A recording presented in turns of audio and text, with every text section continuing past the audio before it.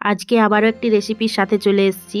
আর আজকের রেসিপিতে আপনাদের সাথে শেয়ার করব বন্ধুরা বড়ি, আলু, বেগুন দিয়ে পুনকো শাকের ঘন্ট।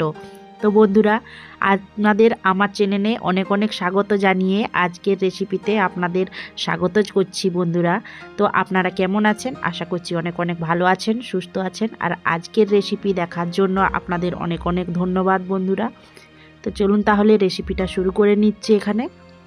তো এখানে প্রথমেই আমি এখানে নিয়ে নিচ্ছি কিছুটা পরিমাণ নিয়েছি এখানে পুনকো শাক। তো এইরকম সাদা পুনকো শাকটা নিয়েছি, এক মুঠো পরিমাণ নিয়েছি।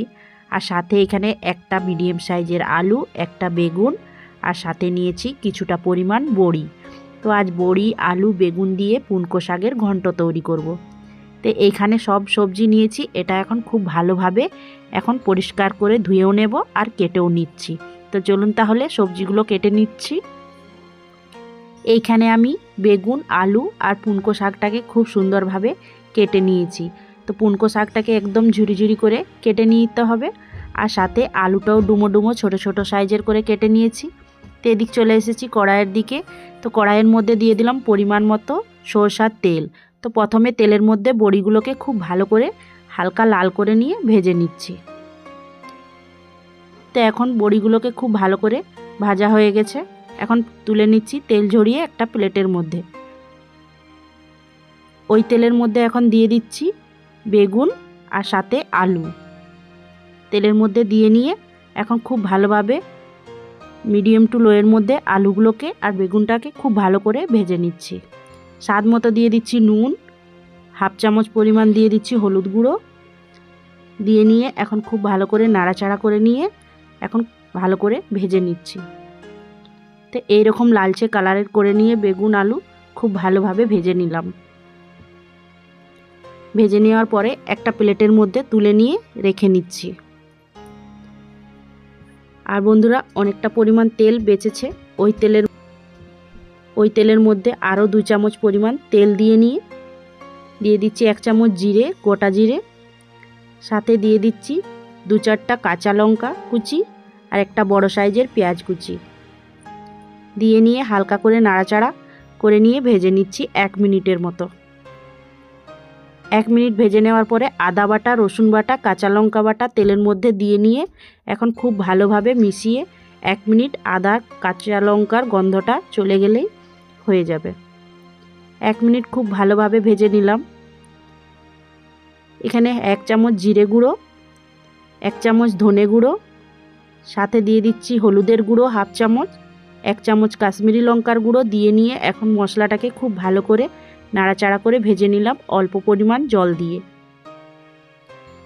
জলটা দিয়ে নিয়ে খুব ভালোভাবে মশলাটা এখন ভেজে নেওয়ার পরে বড় সাইজের একটা টমেটো কুচি দিয়ে দিলাম মশলার মধ্যে।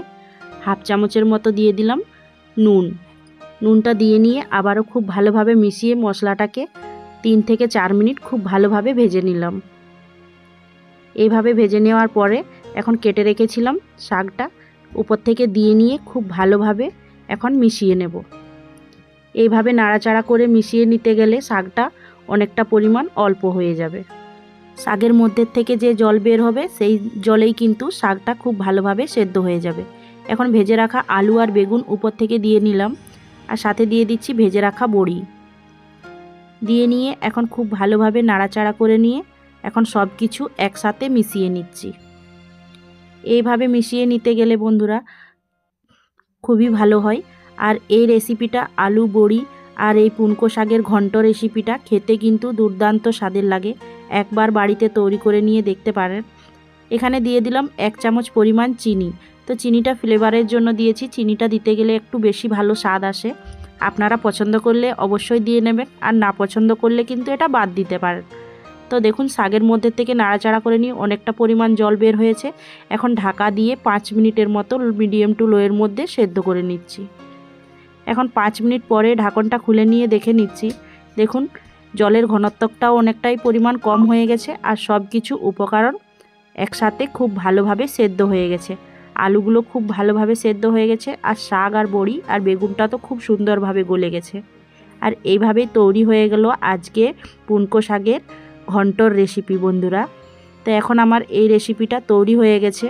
তো এখন নাড়াচাড়া করে নিয়ে গ্যাসের ফ্লেমটা বন্ধ করে নিলাম। আর আপনাদেরকে চলুন তাহলে সার্ভ করে নিয়ে দেখাচ্ছি আজকে পুনকো শাকের ঘন্টর রেসিপিটা কেমন হয়েছে। বন্ধুরা অবশ্যই আপনারা এইভাবে তৈরি করে নিয়ে দেখতে পারেন। এখন একটা বলের মধ্যে সার্ভ করে নিয়ে দেখাচ্ছি আপনাদেরকে। তা এখন একটা বলের মধ্যে সার্ভ করে নিলাম বন্ধুরা। আর আজকের রেসিপি আপনাদের কেমন লেগেছে অবশ্যই কমেন্ট করে নিয়ে জানাবেন। আর কমেন্ট করে ছোট্ট একটা কমেন্ট করবেন। আর বন্ধুরা ভালো লাগলে বন্ধুদের সাথে অনেক অনেক শেয়ার করবেন। আর এইভাবে একবার বাড়িতে তৈরি করে নিয়ে দেখতে পারেন। আর আপনারা আমাকে যারা পছন্দ করেন কিংবা আমার রেসিপিতে অনেক কমেন্ট করেন তাদেরকে অসংখ্য ধন্যবাদ জানাই বন্ধুরা। আর এইভাবেই অনেকটাই ভালোবাসা আপনারা আমাকে দিন। আর আপনাদের ভালোবাসা পেলে আমাকে আরও অনেকটাই বেশি ভালো লাগে। ছোট্ট ছোট্ট কমেন্ট করে নিয়ে জানান, তখন অনেকটাই কিন্তু রেসিপি আরও নতুন নতুন তৈরি করার মনের মধ্যে জাগে। তো বন্ধুরা এইভাবে আপনারা আমাকে ভালোবাসা দিয়ে যান। আপনাদের সাথে আমি আছি, আপনারাও আমার সাথে থাকুন। তো দেখা হবে নতুন কোনো রেসিপির সাথে। ভালো থাকুন, সুস্থ থাকুন, টাটা।